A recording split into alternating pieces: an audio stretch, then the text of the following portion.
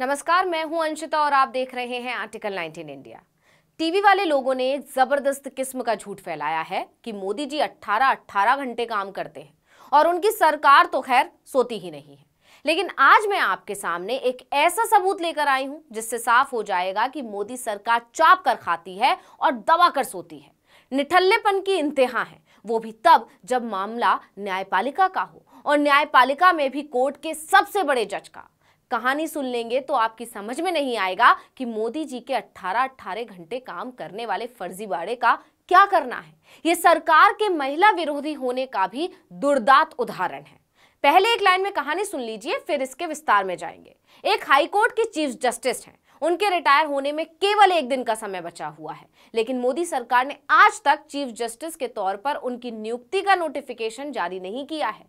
जी हां, सरकार ने इसकी अधिसूचना ही जारी नहीं की कि मैडम चीफ जस्टिस हो चुकी हैं।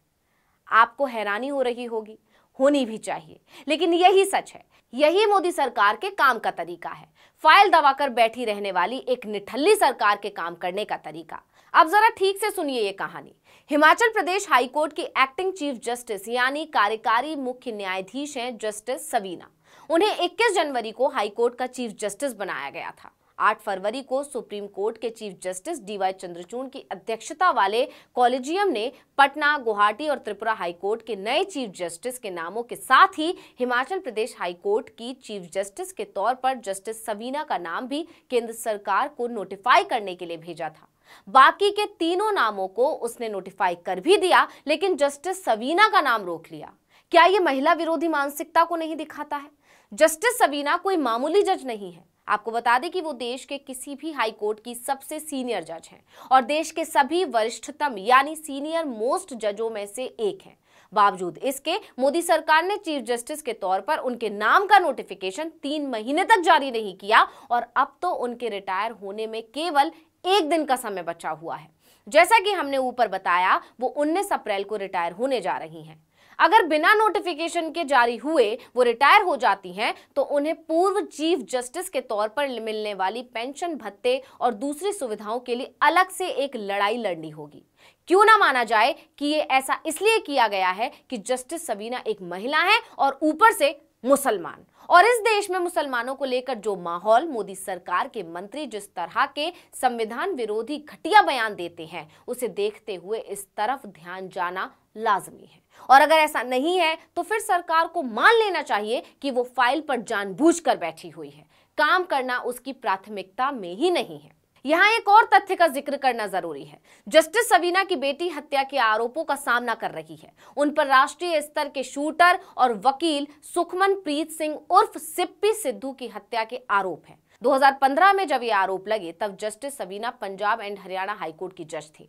पीड़ित के परिवार ने तब केंद्र सरकार से गुहार लगाई थी कि जस्टिस सवीना का तबादला राज्य से बाहर कर दिया जाए ताकि निष्पक्ष सुनवाई हो सके। इसके बाद सुप्रीम कोर्ट ने 2016 में उनका तबादला राजस्थान हाई कोर्ट कर दिया था।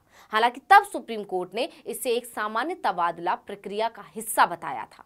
इसके 6 साल बाद 21 जनवरी 2023 को जस्टिस सवीना का कार्यवाहक चीफ जस्टिस बनाकर हिमाचल प्रदेश हाईकोर्ट भेजा गया।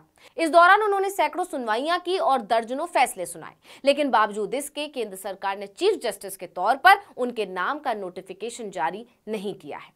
आपको बता दें कि ये काम कानून मंत्रालय का था, जिसके मंत्री किरण रिजिजू हैं, जो सरकार की आलोचना करने वाले जजों और वरिष्ठ वकीलों को खुलेआम धमकाने के लिए बदनाम हैं। वो कहते हैं कि ऐसा करने वालों को इसकी कीमत चुकानी पड़ेगी।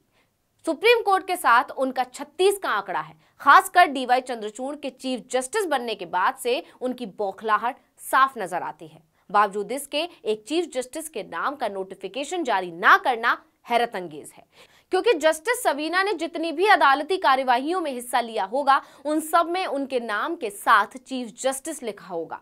इसमें से किसी भी दस्तावेज को अब ना तो मिटाया जा सकता है और ना ही बदला जा सकता है। तो फिर सरकार ऐसा करके साबित क्या करना चाहती है? इसका क्या संदेश जाएगा? और जब देश के चीफ जस्टिस इस पर कुछ बोलेंगे तो कानून मंत्री धमकी और उपदेश पर उतर आएंगे। इस वीडियो में इतना ही। आपसे अनुरोध है कि YouTube पर हमारे चैनल आर्टिकल 19 इंडिया को सब्सक्राइब कीजिए, Facebook पर लाइक कीजिए और कमेंट करके बताइए आपको हमारा ये वीडियो कैसा लगा। आने वाले दिनों में हम और किन मुद्दों पर वीडियो बनाएं ये भी जरूर बताइएगा। ट्विटर हैंडल है article19_India, इसको भी फॉलो कर लीजिए। नमस्कार।